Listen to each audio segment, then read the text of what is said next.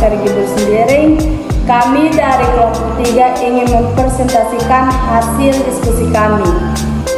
Di sini kami akan menjelaskan tentang optical geometry yang berisi kajian tentang pemantulan cahaya, pembiasan cahaya, dan diterapkan pada alat optik yang terdiri atas mata, kamera, loop, mikroskop, teleskop.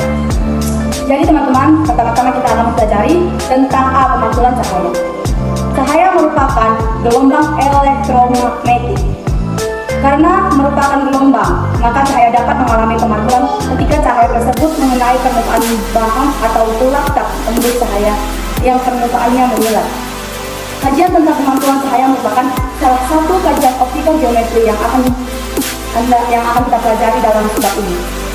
Pertama yaitu berkas cahaya. Dalam sebuah medium yang serba sama atau homogen, cahaya merambat secara lurus. Garis-garis lurus tempat cahaya itu merambat disebut sinar cahaya.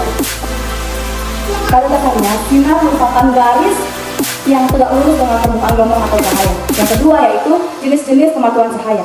Pemantulan cahaya terdiri atas dua jenis, yaitu pemantulan raw atau diffuse reflection dan pemantulan teratur atau specular reflection. Jadi, pemantulan cahaya oleh permukaan datar seperti cermin atau permukaan air tenang termasuk pemantulan teratur, sedangkan pemantulan cahaya permukaan kasar seperti pakaian, kertas, dan aspal jalan termasuk pemantulan raw. Yang ketiga yaitu hukum pemantulan cahaya. Sinar yang menuju ke bidang pemantulan diketahui sebagai sinar datang, sedangkan sinar yang meninggalkan bidang pemantul diketahui sebagai sinar datang. Jumlah bayangan yang terbentuk oleh dua cermin yang disusun sedemikian rupa sehingga membentuk sudut apit A memenuhi persamaan berikut. N sama dengan 360 derajat per A kurang M, dengan N sama dengan jumlah bayangan, A sama dengan sudut apit kedua cermin, M sama dengan 1 jika 360 derajat per A genap, M sama dengan 0 jika 360 derajat per A ganjil. Dan di sini kami akan menjelaskan satu contoh dari yang hukum pemantulan cahaya.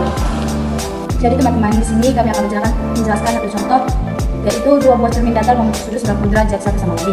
Jika sebuah benda ditempatkan di antara kedua cermin, tentukan jumlah bayangan yang terbentuk. Di sini kita disuruh mencari jumlah bayangan yang terbentuk. Dan ini penyelesaiannya. Jadi, di sini ketahui N sama dengan 360 derajat per A. Ini rumusnya. Kurang M sama dengan 360 derajat per A sama dengan, yaitu sudut apit kedua cermin. Yaitu sudut apit dalam soal tersebut yaitu 90 derajat. Kurang M sama dengan 4 kurang M. Karena 360 derajat per 90 derajat sama dengan 4 adalah genap, maka M sama dengan 1, sehingga jumlah bayangan sehingga bayangan yang terbentuk adalah N sama dengan 4 plus 1 sama dengan 3. Pembiasan cahaya. Pembiasan terjadi ketika cahaya datang dengan sudut tertentu atau tidak tegak lurus ataupun sejajar mengenai bidang batas dua medium. Cahaya yang dibiaskan akan mengalami perubahan arah, kecepatan, dan panjang gelombang, sedangkan frekuensi dan fase gelombang cahaya tersebut tetap. Gelombang cahaya akan mengalami perubahan kecepatan ketika memasuki medium baru. Misalnya di udara, cahaya merambat dengan kecepatan 3 kali 10 pangkat 8 meter per sekon. Hukum pembiasan dalam kurung hukum Snellius. Hukum pembiasan diperoleh dari percobaan matematikawan Belanda Willebrord Snellius tahun 1550 sampai 1626. Hukum ini menyatakan bahwa sinar datang, sinar bias, dan garis normal terletak pada satu bidang datar. Pernyataan hukum pembiasan tersebut dikenal dengan hukum 1 Snellius. Selain itu, terdapat hukum pembiasan lainnya yang dikenal dengan hukum 2 Snellius yang menyatakan jika sinar datang dari medium kurang rapat ke medium lebih rapat, maka sinar dibelokkan atau dibiaskan mendekati garis normal. Dan jika sinar datang dari medium lebih rapat ke medium kurang rapat, maka sinar dibelokkan atau dibiaskan menjauhi garis normal.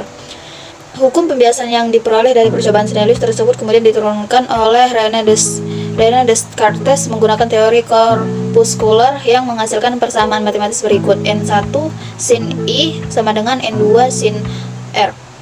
3. Indeks bias. Indeks bias medium terdiri dari dua jenis, yaitu indeks bias mutlak dan indeks bias relatif. Indeks bias mutlak suatu medium merupakan perbedaan laju cahaya di ruang hampa dengan laju cahaya pada medium. Berdasarkan definisi tersebut, maka indeks bias mutlak Dua arah mendekat atau himotropi disebabkan oleh lensa mata yang tidak dapat menebal ketika melihat benda pada jarak dekat. 3. Mata dua atau presbiopi, kemampuan lensa mata untuk memfokus yang berakibat pada kesulitan dalam melihat benda jarak jauh. 4. Astigmatisme merupakan cacat mata yang disebabkan oleh karena mata yang tidak sferis. 2. Kamera pada dasar sebuah kamera terdiri atas 3 bagian, yaitu cembung, film, dan diafragma. 3. Kaca pembesar atau loop adalah sebuah lensa cembung yang digunakan untuk melihat benda kecil. 4. Mikroskop adalah suatu alat optik yang digunakan untuk melihat benda-benda berukuran mikro. 5. Teropong merupakan alat optik yang digunakan untuk melihat benda-benda yang terletak pada jarak jauh. 4. Teropong panggung